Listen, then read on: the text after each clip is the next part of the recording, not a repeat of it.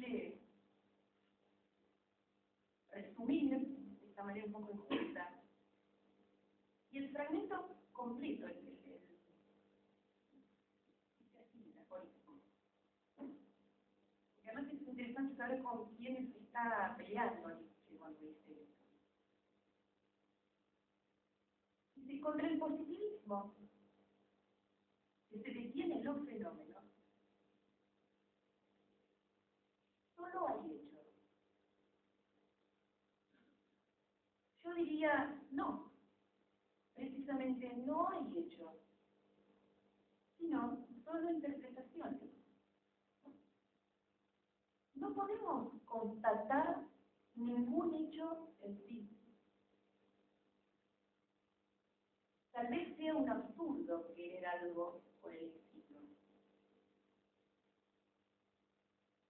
Todo es subjetivo en sí.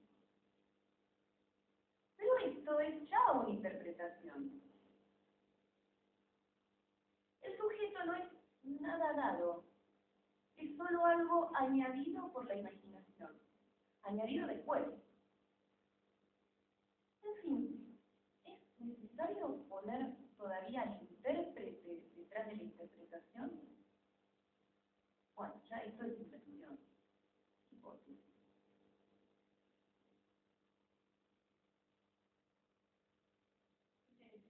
¿No? Tan inquietante, provocativo. Pero vemos que lo que contra Nietzsche está polemizando con el positivismo y su burdo entender de que hay una realidad en sí, en estado crudo, que nos limitaríamos a reflejar con nuestro lenguaje o a lo sumo interpretar desde nuestra subjetividad. El sujeto sería, entonces, desde este punto de vista que Nietzsche combate, quien aportaría su personal punto de vista sobre la cosa,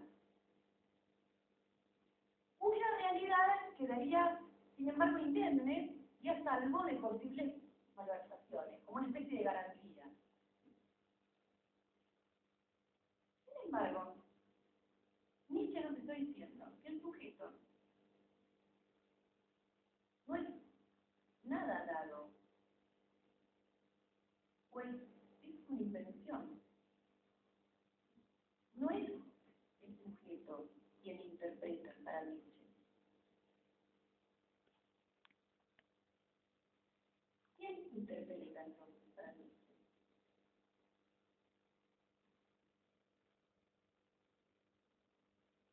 Para Nietzsche, la interpretación es un proceso, un devenir, que debe remitirse a la voluntad de poder.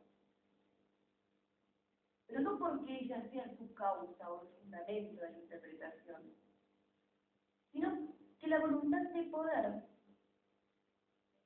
que puede ser para Nietzsche afirmativa o negativa, es la que a través de las fuerzas le da algo así como el tono a un cuerpo, a un acontecimiento, a una expresión o algo que se dice. Por eso Nietzsche nos dice que para poder descubrir cuál es el sentido de algo, tenemos que reconocer cuál es el tipo de fuerza activa o reactiva. Esos son los dos tipos de fuerzas que puede haber en Nietzsche, y que cuyo predominio hace que una voluntad de poder sea afirmativa o negativa. Y una voluntad de poder es afirmativa es porque son hegemónicas las fuerzas activas en ese cuerpo. Entonces, para poder descubrir cuál es el sentido de algo,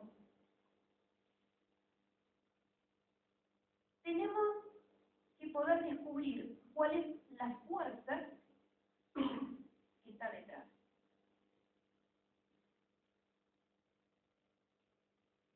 Por eso, a ver, una voluntad de poder es una voluntad que puede crear valores, conferir sentido, interpretar, pero esa voluntad de poder, remitida a este juego de fuerzas, no es ni un ser, ni una cosa, ni una sustancia, sino que es un devenir, un proceso. Con lo cual, el mundo nunca podría identificarse como un flexo de significados fijos, sino con una serie de sentidos en perpetua movilidad y cambio, fundamentalmente en lucha unos con otros. Este aspecto de la hermenéutica de Nietzsche no hay muchos que se niegan a verlo, yo me voy a volver a referir al final.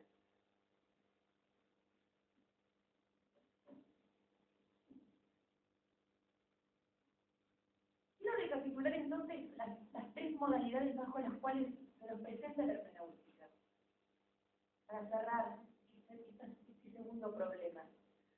Como técnica, ¿cómo reflexiona acerca de la interpretación de lo que hace Nietzsche? Y como ontología, como modo de ser de la existencia, y lo que hace Heidegger. Con esta recapitulación parecería entonces que la hermenéutica ya no debiese probar su actualidad, ¿no? Que estuviese justificada. Sin embargo, pasados los 80, que es cuando Bátimo señaló que la hermenéutica era la nueva Koiné de la filosofía, muchos pensaron que el tiempo de la hermenéutica había pasado, y no pocos le extendieron un certificado de definición, como se le extendieron también a la metafísica, a los dioses, al arte.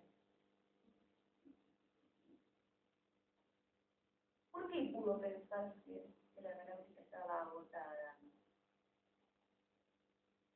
Este me va a llevar al tercer punto problemático, que también es un ejercicio, que tiene que ver con la actualidad de la hermenéutica. Se puede decir que la hermenéutica es algo actual.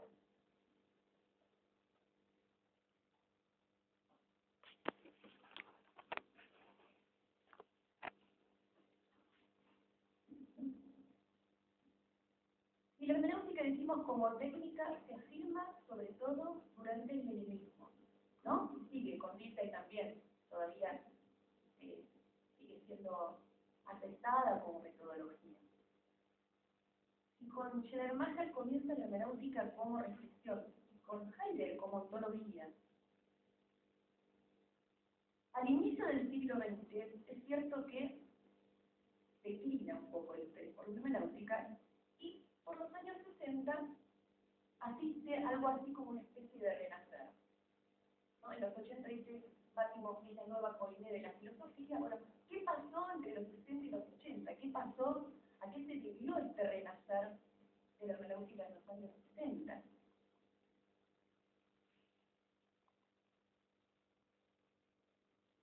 Digamos en principio que uno de los sucesos más importantes de los 60 es lo que se conoce como el postcolonialismo. Y una consecuencia directa del postcolonialismo es la emergencia de una realidad que no solo va a ser multicultural, sino intercultural. Y es ahí cuando entonces se hace perentorio superar la razón etnocéntrica e iniciar un diálogo con otras culturas. La figura del otro, el tema del otro es un tema predominante en estos años, la figura del otro no solo se hace presente por revestir otra etnia, otra raza, o por pertenecer a otro mundo cultural, sino que el otro encarna otro tipo de diferencias, por ejemplo, diferencias de género, diferencias de religión.